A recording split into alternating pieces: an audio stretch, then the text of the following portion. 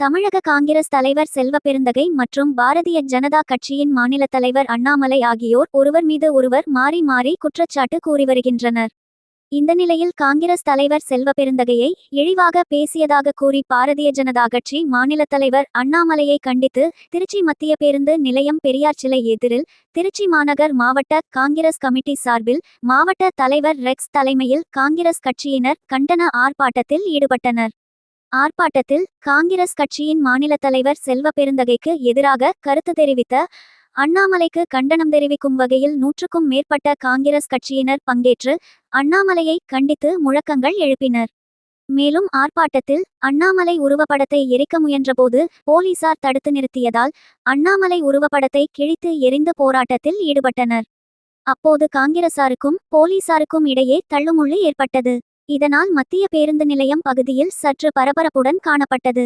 Armstrong கொலை வழக்கு மற்றும் ஆருத்ரா வழக்கிலிருந்து திசை திருப்பவே அண்ணாமலை இதுபோன்ற விஷம கருத்துக்களை கூறி வருவதுடன் காங்கிரஸ் மாநில தலைவர் மட்டுமன்றி அனைத்து தலைவர்களையும் தவறாக விமர்சித்து வருகிறார். இதுபோன்ற போக்கை கைவிட்டு நாகரிகமான முறையில் அரசியல் செய்ய அண்ணாமலை கற்றுக்கொள்ள வேண்டும் என எச்சரிக்கையுடன் தெரிவித்தனர்.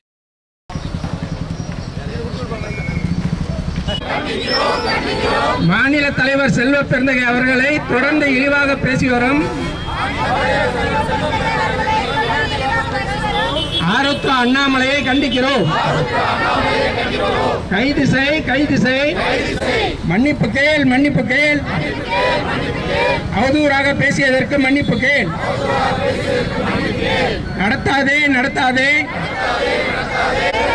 மகாத்மா காந்தி பேரன்கள் நாங்கள், குறை சொல்ல யார் நீ?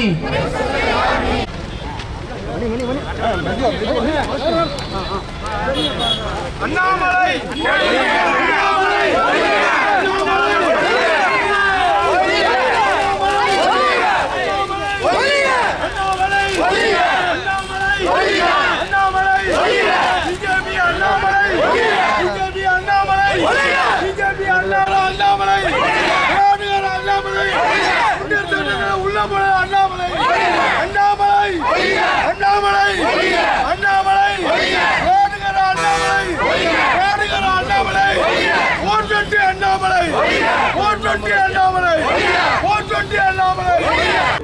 தமிழ்நாடு காங்கிரஸ் கமிட்டியின் எங்களுடைய தலைவர் மாண்புமிகு செல்வபெருந்தகை எம்எல்ஏ அவர்கள் மீது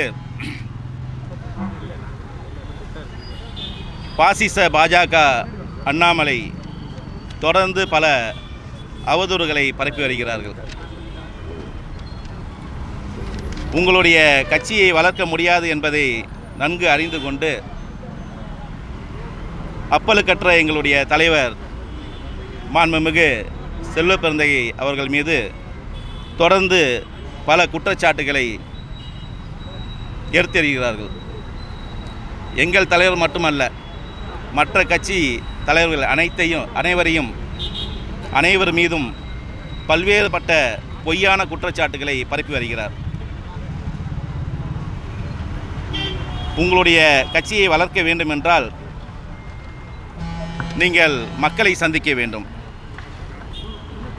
அதை விட்டுவிட்டு மக்கள் உங்களை எதிர்த்து கேள்வி கேட்பார்கள் என்பதை அறிந்து கொண்டு ஊடகத்தின் வாயிலாக தலைவர்களை மட்டும் குறை சொல்லிக்கொண்டு உங்களுடைய கட்சியை வளர்க்க முடியாது, உங்களையும் வளர்க்க முடியாது. நீங்கள் யோக்கியமான ஆளாக இருந்தால் ஆருத்ரா ஊழலில் நீங்கள் குற்றமற்றவர்கள் என்பதை நிரூபித்து காட்டுங்கள், பார்க்கலாம். இங்கே என்ன நடந்து கொண்டிருக்கிறது?